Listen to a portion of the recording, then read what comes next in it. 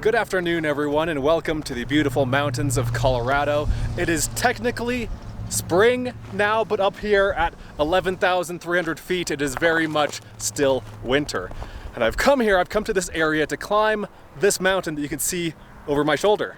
This mountain is called Quandary Peak. It is 14,271 feet high, making it one of Colorado's 14ers, one of the 50-something 14,000 foot peaks in Colorado. And you can see this very prominent ridge that goes up this way to the top. Starting at about 4 or 5 in the morning, tomorrow morning, I'm gonna park down here and I'm gonna hike, possibly snowshoe. I don't know really what the conditions are. I'm gonna hike / swim my way through the snow up there and try to climb that mountain. The town of Breckenridge, if you're familiar with the area, Breckenridge Ski Resort is only about 20 minutes over in this direction. I left home about 5 hours ago and drove here. I'm gonna spend the night in this general area. I'm heading toward a town that's another 15 or 20 minutes over there. I'm gonna get some supplies and spend the night over there. And then I think I'll show you guys the campsite that I find. I'm not entirely sure where I'm gonna camp. In winter, when there's a lot of snow on the ground, it's hard to find campsites. You can't be too choosy about it. You gotta just take whatever you can find. So hopefully we can find something. I'll meet back up with you guys once we get to camp.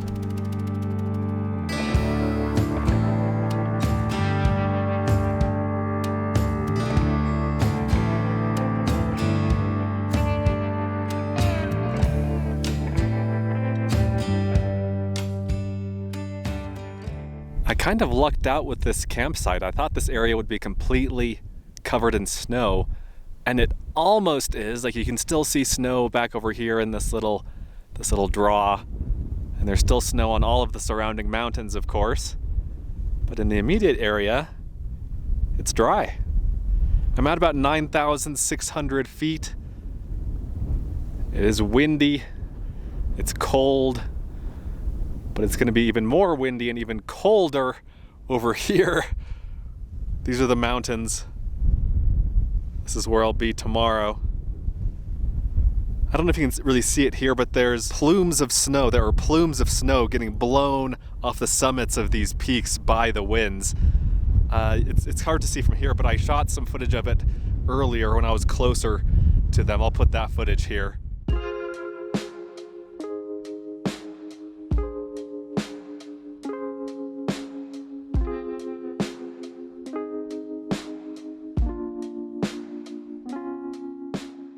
So it'll probably be pretty miserable up there tomorrow morning unless the wind suddenly dies down.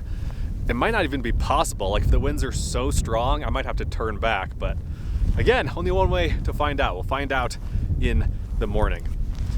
It is 7 o'clock now. The sun's gonna set pretty soon. It's just barely hovering over the mountains over there. I still have some gear sorting and organizing to do. I need to pack my backpack that I'm gonna be using on the ascent tomorrow. So let me do that, and then I guess I'll just see you guys at the trailhead. I was gonna say bright and early, but no, dark and early. Very dark, very cold, and very early tomorrow morning. Real quick, guys, one more thing before we wrap it up for the night. There's a huge herd of elk over here. I mean, hundreds of animals. I'll zoom out a little bit. Look at that. Isn't that amazing? I think a car just spooked them. That's why they're running. That is so cool. All right. See you in the morning. Good morning, everyone. It is 4:18, and I'm the only car in the parking lot. I'm the only one at the trailhead here. And it's actually not the next morning, but the morning after that, because it was just too windy. My car was shaking all night, getting blown around by the wind all night long. And those images of those huge plumes of snow getting blown off the summits just kind of haunted me. And so I thought, you know what? It's best to just delay it for a day. And so I did. It's 19 degrees right now. which is cold, but you know, not Arctic. Certainly could be worse.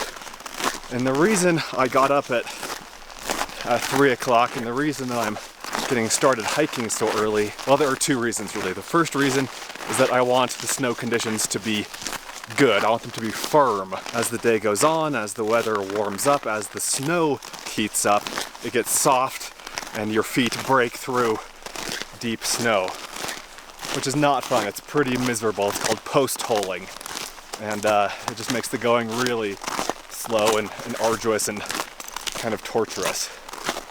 Second, this is the most popular 14er in Colorado, and I think that applies to both regular hiking season during the summer, but then also in winter. It's a very safe mountain to climb in the winter, or I guess as safe as these things can be, because avalanche danger is very low. The ridge that this route goes up is just very low angled. The snow just can't slide, and because it's going on a ridge, that is just inherently, by its nature, more safe than like going up a bowl or a face of a mountain. Sunrise is at about 6:45 today. First light is about 6:15, so we have a couple hours of hiking to do in the dark. And I've been hiking up this unplowed road here, but from here just 5 or 10 minutes up the way from the trailhead is the actual trail. This little footpath branches off and goes up the mountain. Quandary Peak Trail. Here we go. And we have yet another sign along the trail. Quandary Peak via East Ridge. That is indeed the route we're taking. There are no easy 14ers. That may be true, but this is considered the easiest 14er, I believe, or at least one of the easiest. And this is the route that I'll be taking. So the peak is right here. I am here. I have some switchbacks through the forest to do before we get onto the ridge proper.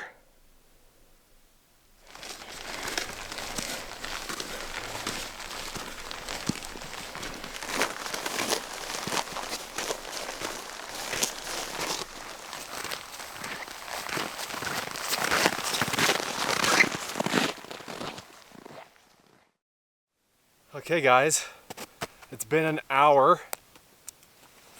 I've gone 1.5 miles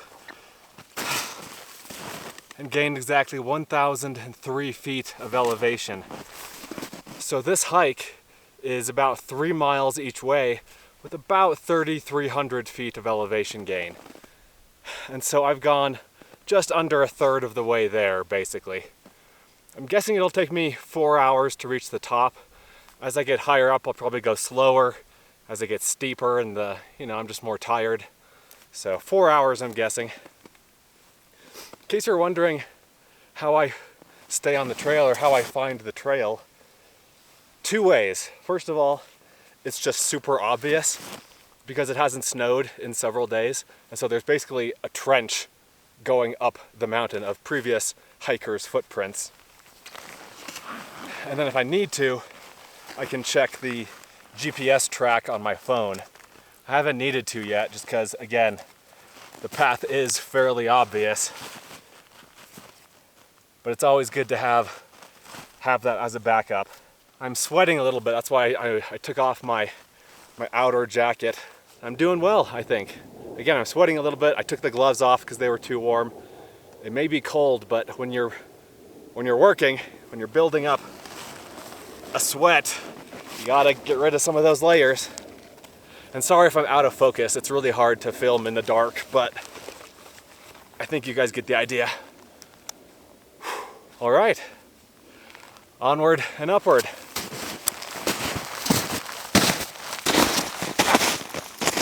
Also, the fact that it hasn't snowed in several days is another factor in safety as far as avalanches go. Again, there's not much here just inherently to begin with, but the snow has had several days to settle, so it's not going anywhere. Check this out, 1 hour and 24 minutes into the hike, we have a little bit of definition and the mountains across the way. So this is to the east. That's where the sun is rising. It actually looks brighter in the camera than it does in person. In person, I can only see basically the faint outline of these mountains, but still pretty great.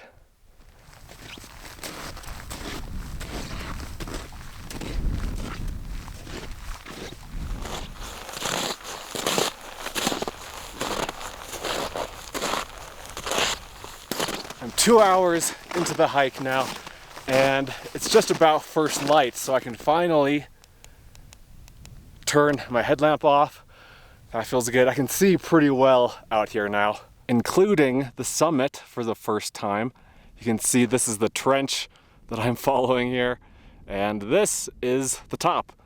That's the summit, and man, what a beautiful place to be all alone at early in the morning. It's still pre-sunrise. This is looking toward Breckenridge over here. Epic morning, so fun. And then this is looking over toward Fairplay over here. And I'm actually getting kind of cold. I'm gonna put my jacket and gloves back on. Now that I'm clear of the trees, now that I'm above tree line, I can feel the wind more. And it's still not terrible. It's like a 5-mile-an-hour wind. But at these temperatures, that's a pretty cutting experience. I do also have a down jacket and a waterproof, like shell jacket, if I need them. And I haven't seen anyone else up here. And looking back, I don't see anyone, and I haven't seen any headlamps behind me. I wouldn't be surprised if I do get passed by some local who, does this every morning before breakfast for fun. For me, I'm probably in the worst shape that I'm in all year. Coming out of winter and going into early spring, I haven't really done much over the winter. Okay, I'm gonna gnaw on one of these honey stinger nut and seed bars. It's probably rock solid, so I might have to keep it in my pocket for a little bit before I can physically eat it. Ah, yeah, that's hard. No need yet to use the snowshoes. The snow is super firm. It's great. Perfect conditions.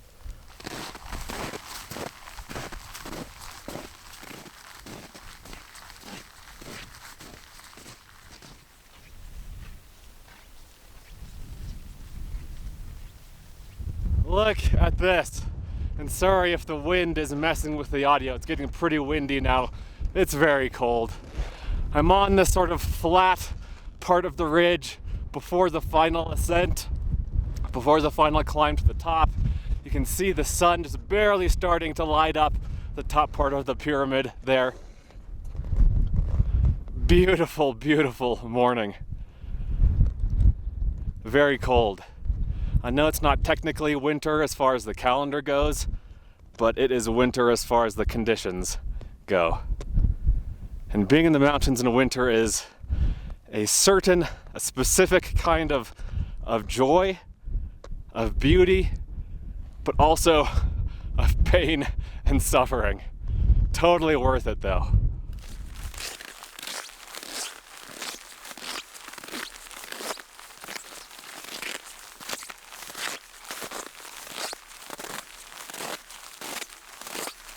Look at that sun.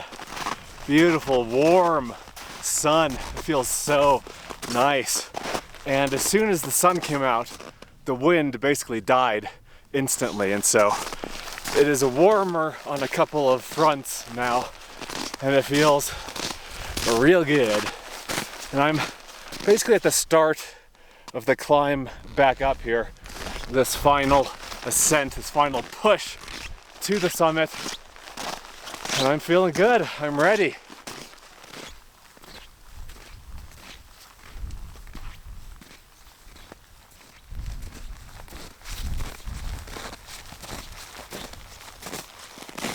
It's a little bit after 3 hours now.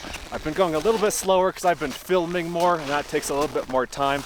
But I'm at about 13,000, I think 700 feet. Let me double check. Yeah, 13,700. So I have, you know, several hundred more feet to go, but we're getting there. I should be there definitely within an hour, probably in, you know, 45 minutes, 30 minutes, somewhere in there. I also got out of my backpack this. So this is basically a trekking pole. If you can see the other end of it there. A trekking pole with an ice axe head on it. I just picked this up a few months ago. I found one used for like $35.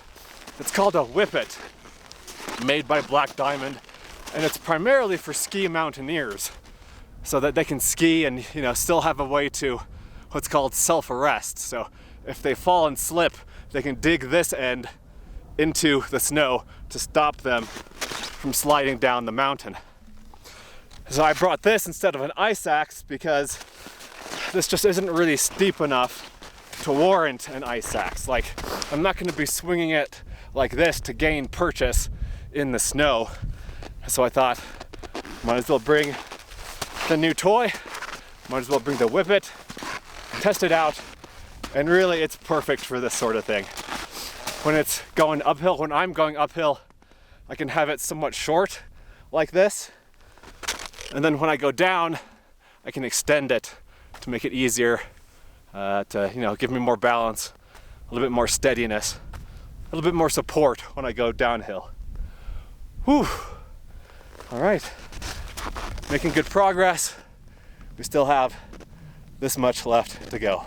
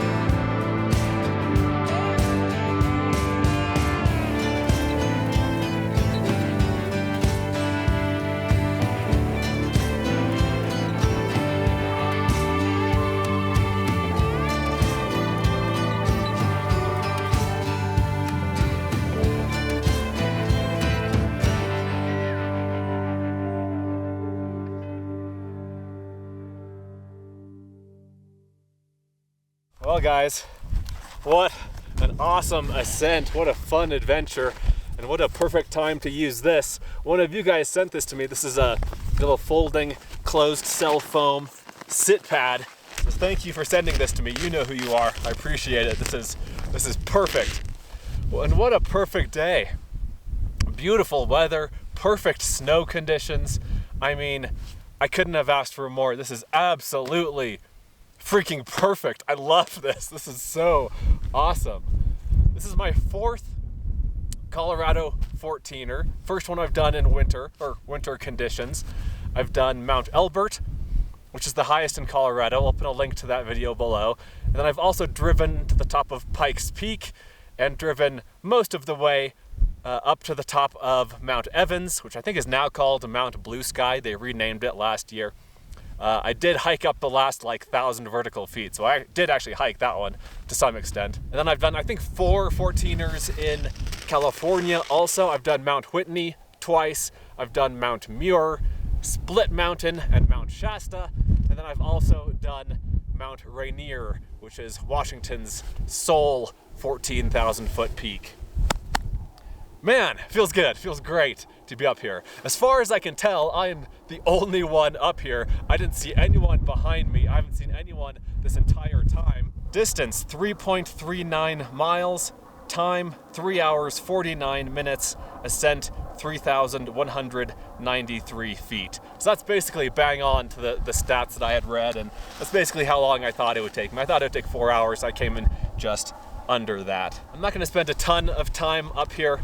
You know, the joy of being on top of a mountain lies in the effort it takes to get there. And that's not even entirely true, because you can drive to the top of the mountain and it's still pretty awesome. Just being on top of a mountain, being on the pinnacle of a point of Earth, feeling so tenuously connected to the Earth, doesn't get much better than that. I love it. I did put my down jacket on to keep me warm while I'm not moving up here, and inside I'm warming up a bag of pistachios over on this side, and then on the other side I have, what is this? A Reese's Outrageous bar. Don't think the pistachios need to warm up, but you know, whatever, it doesn't hurt. But before I do that, let me show you a little bit of the terrain around here. It's just mountains. Mountains in every direction. So the actual top is somewhere up here. It's, you know, one of these little bumps, and I'll walk over all of them just to make sure I've made it to the actual highest point of the mountain. But this is looking over to the way I came. You can't really see most of the route. The top of the ridge here hides the lower ridge. And then again, just mountains on mountains on mountains. I don't really know Colorado's mountains well enough to point out too many of them to you. I know that this is the South Park area right here, like that's where Fairplay is. Just 12 and 13 and 14,000 foot peaks in every direction. Unbelievable views. And unbelievable weather. Like, yeah, it's cold, yeah, it's windy, but I mean, that's kind of just to be expected. I love it. Totally worth it. And I'm all the more amazed that I have this all to myself because, I don't know if I already said this, but this is the #1 most hiked, most climbed 14er in Colorado because it's easy and there's not like a ton of elevation gain. It's not like 4,000 or 5,000 vertical feet, and it's not like 12 miles round trip, and it's relatively close to the Denver metro area, and it's safe to do in winter, and so it gets climbed a lot, and that's all the more reason that, again, I'm just kind of flabbergasted that I have it all to myself. In the summer, they do have a permit system because it is so popular. Parking can be an issue at the trailhead, and so there's a shuttle bus and you have to get permits. I don't know the details. This time of year, I mean, you saw the trailhead, there's no one there. I was the only one parked down there. You don't need permits or reservations or anything like that in winter. And you know the drill from here on out, guys. I'm gonna, again, drink some water, have some snacks, pack up, and get out of here. I didn't need the snowshoes on the ascent. I may need them on the descent as the snow softens up, as the sun heats up the snow. I also have in the bag these little crampons, these like instep crampons. They're not full-on mountaineering crampons. You don't need those for this. But they're little crampons that just attach to your boot, and I didn't need those either. But again, we'll see if I'll need them on the way down. Once I get back down to the car, I'm gonna drive to the south of here, find a campsite somewhere, hopefully with enough daylight, because I want to show you everything that was in my bag in case you're curious. I'll show you the stuff that I used and what I didn't use and also what I had on me. So let me wrap all this up. I'll film going down a little bit so you can get an idea of just what it was like. But otherwise, I'll see you down the road, down the line in several hours.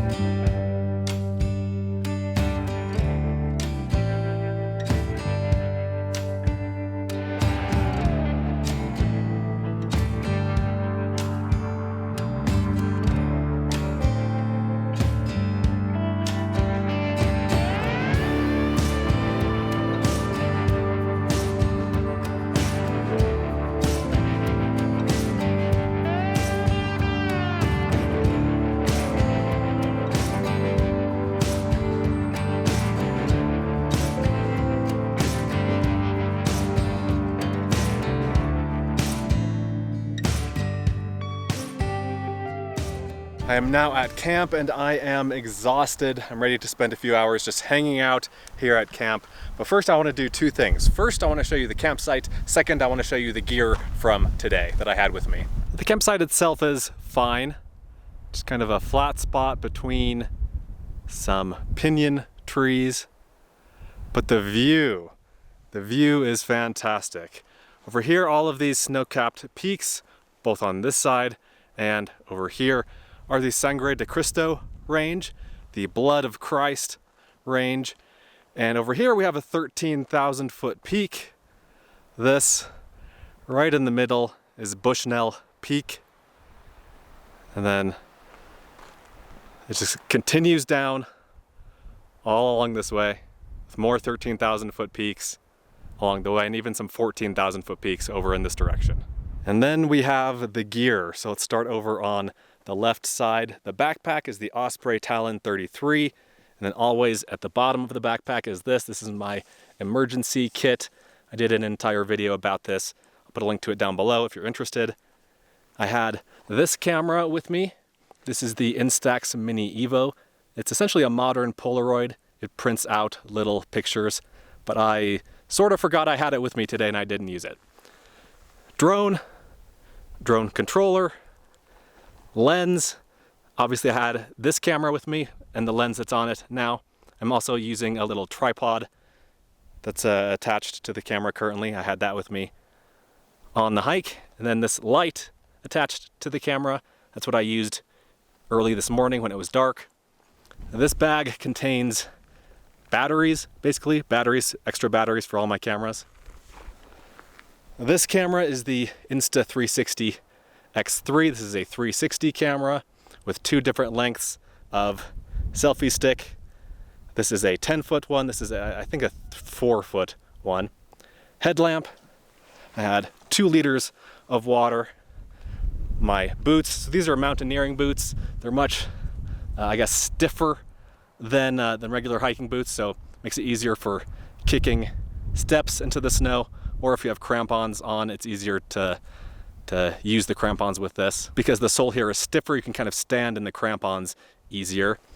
Snowshoes, these are from a store in the Salt Lake area called Recreation Outlet. They have their own brand of various items, and so I have their snowshoes.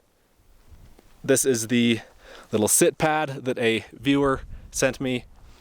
2 pairs of gloves, because if you drop a glove, if you're out a pair of gloves, then it's always good to have a backup, because that's a serious problem. And then a buff, which I didn't use, a fleece warm hat that I didn't use, these gaiters that I used on top of the boots. These gaiters I got off of Amazon years ago for like $13. They were $2 cheaper in the pink than in the black, so I ordered the pink. I kind of regret it. I don't love the pink, but whatever. They work okay. I need new gaiters, but they were fine for this. These are the instep crampons that I was talking about. Each one has four spikes on it. You guys saw me use this, and then I've got all my clothes over here, in addition to what I'm wearing, which is a pair of hiking pants, and then I had 2 pairs of socks on. I had a very thin pair of socks, and then a thicker, warmer pair of socks, these. And then on the top was a thin wool t-shirt, and then this long sleeve hooded sun shirt sort of thing. And then I had my hat on. The hat is in the car, but I had the hat on. And then I had sunglasses. They weren't these sunglasses, but I had some other ones with me. And then rounding out the clothes, we had this sort of, it's not really a fleece, it's a hooded zip-up sweatshirt sort of thing. I wore that most of the day. And then some waterproof, windproof pants, a jacket, waterproof jacket that I didn't use, and then my down jacket that I did use. And then I had this little bag full of snacks. There's still some in there, but this is what my food was in for the day. I've put the camera on a taller tripod so you can see the one that I always have attached to my camera that you guys never really see because it is attached to the camera. Nice little compact, relatively lightweight carbon fiber tripod. I did replace the ball head with one that's more of a quick release type of deal, but each leg extends out to be about that long, so it's maybe 3 feet, maybe a little bit shorter. Great little tripod.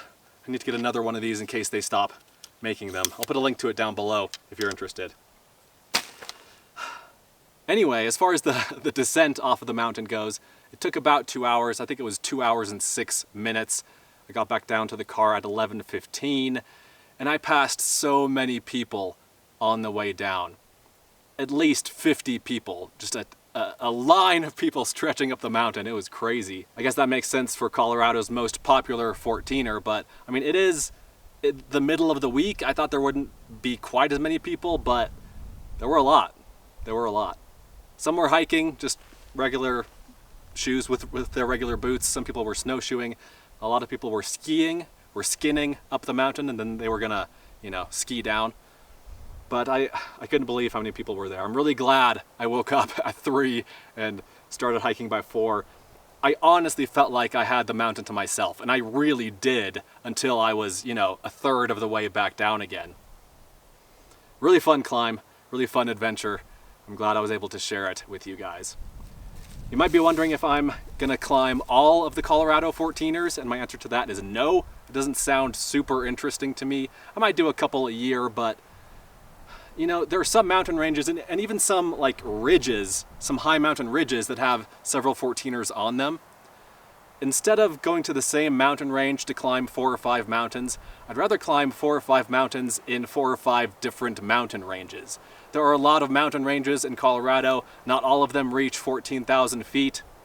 And so I'd like to spread out the love, the mountaineering love a little bit. I think it would be much more fun, for example, to climb the highest or most interesting peak in every mountain range in Colorado than just the 50 whatever 14ers. But anyway, thanks for watching, guys. Hope you enjoyed the video. Let me know what you think. Let me know what your favorite part was. Let me know if you have any questions, and I'll see you in the next one. Be sure to check out Adventure Know-How, my new site, where you can gain access to a map of all of my free campsites, plus monthly bonus videos that you won't find anywhere else. Learn more at adventureknowhow.com. And for links to everything else SUV RVing related, visit suvrving.com. Links to these sites and more will be in the video description.